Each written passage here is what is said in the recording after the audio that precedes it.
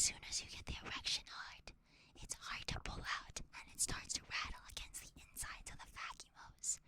The base of the penis tip is fucking huge.